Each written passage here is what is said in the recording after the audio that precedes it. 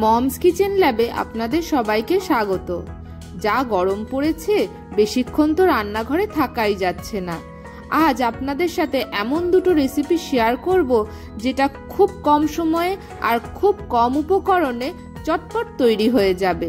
চলুন, প্রথমে হলো আলু বড়ির ঝোল। বড়ি তো অনেকভাবেই খেয়েছেন, চলুন দেখে নেওয়া যাক কিভাবে বানানো হয় এই আলু বড়ির তরকারি। এর জন্য প্রথমে কড়াইতে দিয়ে দিতে হবে সর্ষের তেল, এরপর এতে বড়ি দিয়ে দিতে হবে, তারপর মিডিয়াম ফ্লেমে ভাজতে হবে। বড়ি সব সময় কাঁচা তেলে দেবেন, এতে বড়ি তেল খুব কম টানে। মিনিট 5 ভাজলেই বড়ি ভাজা হয়ে যাবে। বড়ি ভাজা হয়ে গেছে, তেল থেকে একটু সরিয়ে সরিয়ে নিয়ে তারপর একটা হাতার সাহায্যে তেল ছেঁকে ছেঁকে তুলে নিতে হবে।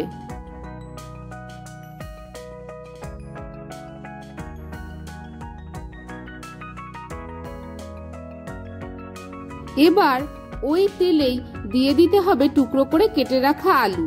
দেখুন, বড়ি যেরকম সাইজের, আলুও সেরকম সাইজেই কাটা হয়েছে। এবার ভালো করে আলু ভেজে নিতে হবে। আলু ভাজা হয়ে গেছে, তেল ছেঁকে ছেঁকে আলুও তুলে নিতে হবে।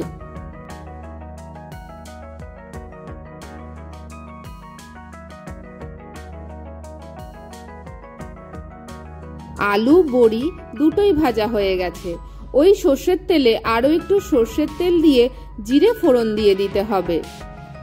এরপর হিং ফোড়ন দিয়ে একটু নাড়াচাড়া করে দিয়ে দিতে হবে কুচি করে রাখা পেঁয়াজ। মিনিট 2-3 পেঁয়াজ ভেজে নিতে হবে। ভাজতে ভাজতে যখন পেঁয়াজ নরম হয়ে যাবে তখন এতে দিয়ে দিতে হবে পেঁয়াজ বাটা। এরপর সামান্য হলুদ আর স্বাদ মতন লবণ দিয়ে ভালো করে কষতে হবে। এই সময় সামান্য হলুদ দেওয়া হয়েছে, এই হলুদ দেওয়ার ফলে পেঁয়াজ বাটা আর ছিটকাবে না। এইভাবে কষতে কষতে যখন পেঁয়াজ বাটার কাঁচা গন্ধ চলে যাবে তখন এতে দিয়ে দিতে হবে টমেটো কুচি। টমেটো নরম হওয়া অবধি ভালো করে কষতে হবে। দেখুন, কষতে কষতে টমেটো কিরকম নরম হয়ে গেছে। এবার এতে দিয়ে দিতে হবে 1 চামচ ধনে গুঁড়ো, 1/2 চামচ জিরে গুঁড়ো, স্বাদ মতন লঙ্কা বাটা, আমরা এখানে পাকা লঙ্কা দিয়েছি, আর হলুদ আর সামান্য জল। আবারও ভালো করে কষে নিতে হবে। তবে ধনে জিরে বেশিক্ষণ কষানোর প্রয়োজন নেই, মিনিট 2 কষালেই হয়ে যায়। এইভাবে কষতে কষতে যখন দেখবেন মশলা কড়াই ছেড়ে দিচ্ছে তখন বুঝবেন মশলা কষানো হয়ে গেছে। এবার বেশ খানিকটা গরম জল দিয়ে দিতে হবে। এই তরকারিতে জল একটু বেশি দেবেন, কারণ বড়ি প্রচুর পরিমাণে ঝোল টানে। ভালো করে মিশিয়ে দিতে হবে। মেশানো হয়ে গেলে ঝোল ফুটে ওঠা অবধি অপেক্ষা করতে হবে। দেখুন, ঝোল ফুটে উঠেছে, এবার ভেজে রাখা বড়ি দিয়ে দিতে হবে। একটু নাড়াচাড়া করে ঢাকনা চাপা দিয়ে বড়ি সিদ্ধ হওয়া অবধি অপেক্ষা করতে হবে। এতে মোটামুটি মিনিট 5 সময় লাগে। মিনিট 5 পর ঢাকনা তুলে একটু নাড়াচাড়া করে দিতে হবে। দেখুন, বড়ি কিরকম ঝোল টেনে ফুলে ফুলে উঠেছে। এই অবস্থায় দিয়ে দিতে হবে ভেজে রাখা আলু। ভালো করে মিশিয়ে ঢাকনা চাপা দিয়ে তরকারি মজতে দিতে হবে। প্রায় মিনিট 5 রেখে দিলেই তরকারি প্রায় মজে যাবে।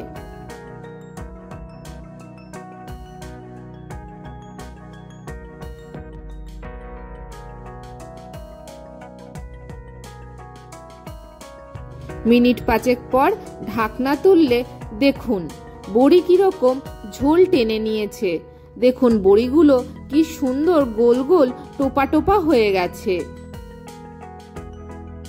ভালো করে মিশিয়ে গ্যাস বন্ধ করে প্রায় মিনিট 5-7 ঢাকনা চাপা দিয়ে রেখে দিতে হবে। এতে দেখবেন বড়ি আরো ঝোল টেনে নেবে আর গ্রেভিটা বেশ গাঢ় গাঢ় হবে, খেতেও অনেক স্বাদ হবে। এবার একটা সার্ভিং বলে নামিয়ে নিতে হবে। গরম ভাত বা পান্তা ভাত যে কোনো কিছুর সাথে এই তীব্র গরমে পরিবেশন করুন, সবাই তৃপ্তি করে খাবে। আর আপনার কাছেও বারবার এই রান্নার অনুরোধ আসবে। হয়ে গেল আলু বড়ির ঝোল। চলুন এবার যাওয়া যাক দ্বিতীয় রান্নায়। এর জন্য যেতে হবে বাগানে। চলুন যাই আমাদের সেই সুন্দর বাগানে।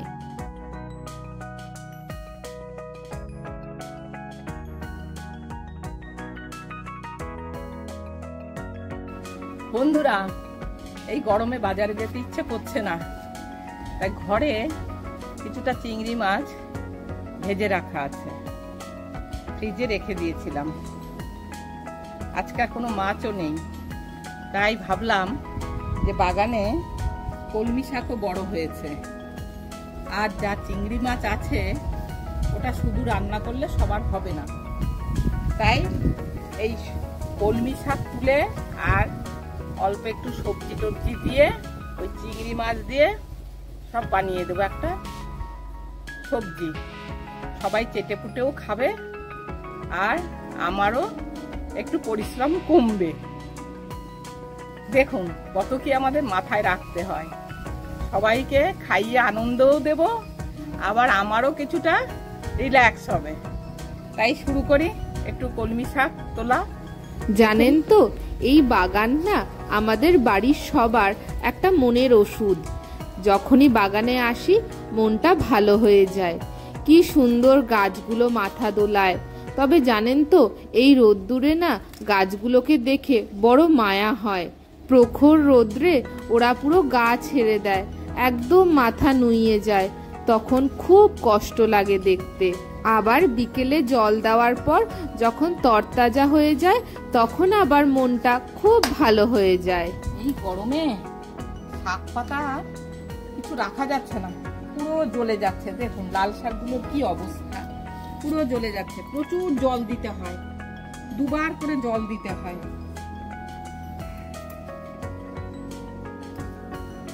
আমরাও গরমে কষ্ট পাচ্ছি, এরাও গরমে কষ্ট পাচ্ছে।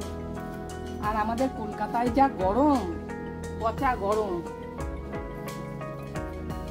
আপনারা যারা গ্রামে আছেন একটু হাওয়া বাতাস পান, কিন্তু আমাদের হাওয়া বাতাসের কোনো উপায় নেই।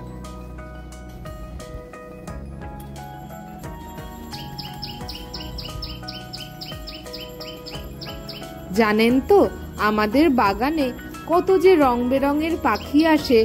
কোনো পাখি দেখতে পাই, আবার কোনো পাখির আওয়াজ শুনতে পাই।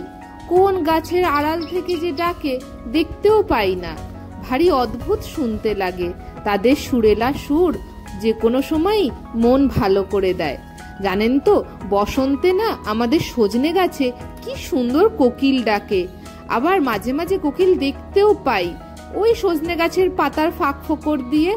আরও যে কত পাখি আসে, যেমন বেনে বউ, দুর্গা টুনটুনি, আরও কত নাম না জানা পাখি, দেখেই মন ভরে যায়। এরপরে না এক সময় যদি ক্যামেরা বন্দি করতে পারি আপনাদের সাথেও শেয়ার করব। দেখুন গল্প করতে করতে মায়ের শাক তোলা প্রায় হয়েই এসেছে।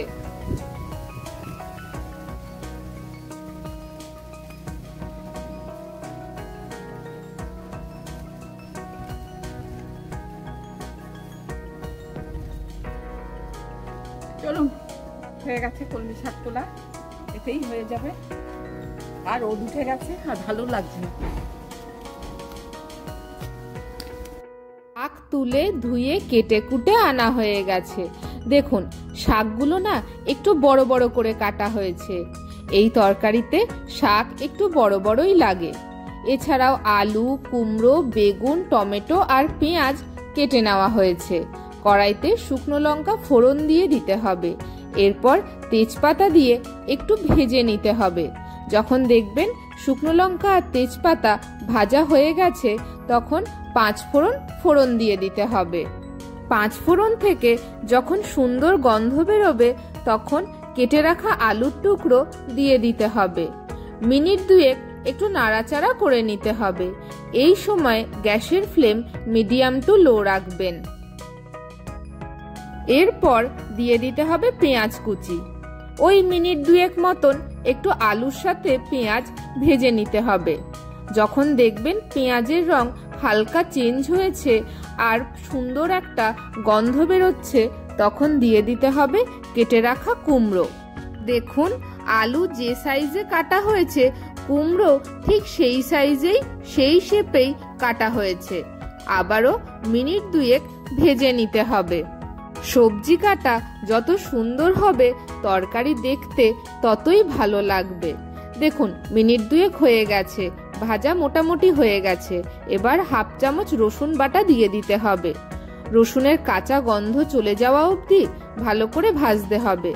গ্যাসের ফ্লেম কিন্তু এই সময় কোনোভাবেই বাড়াবেন না, তাহলে সবজি বা মশলা দুই পুড়ে যেতে পারে।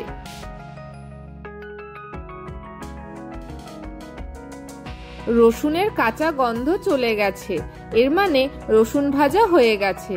এবার দিয়ে দিতে হবে হাফ চামচ আদা বাটা। আবারও মিনিট 3-4 ভালো করে কষে নিতে হবে। মশলা যত ভালো কষা হবে মশলা থেকে তত সুন্দর গন্ধ বেরোবে, এর ফলে তরকারির স্বাদও তত ভালো হবে। তাই রান্নার সময় একটু মিডিয়াম টু লো হিটে সবসময় রান্না করবেন আর একটু সময় নিয়ে মশলা কষাবেন। এবার টমেটো কুচি দিয়ে আবারও ভালো করে কষে নিতে হবে। টমেটো নরম হয়ে যাওয়া অবধি ভালো করে কষতে হবে। কষানো প্রায় হয়ে গেছে, এবার দিয়ে দিতে হবে কেটে রাখা বেগুন। সমস্ত সবজি মশলা আর বেগুন মিনিট 2 ভেজে নিতে হবে।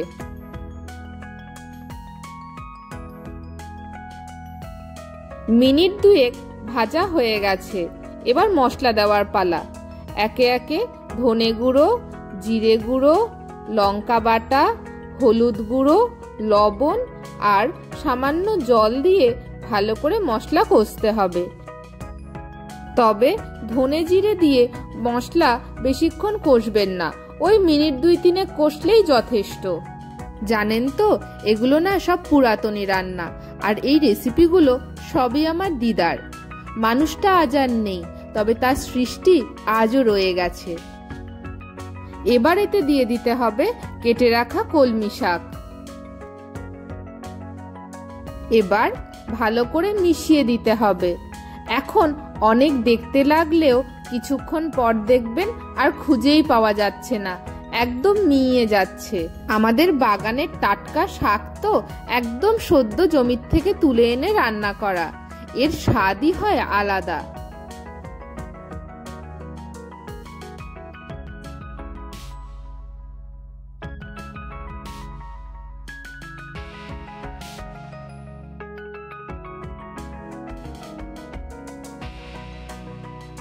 দেখুন মিইয়ে কতটুকু হয়ে গেছে।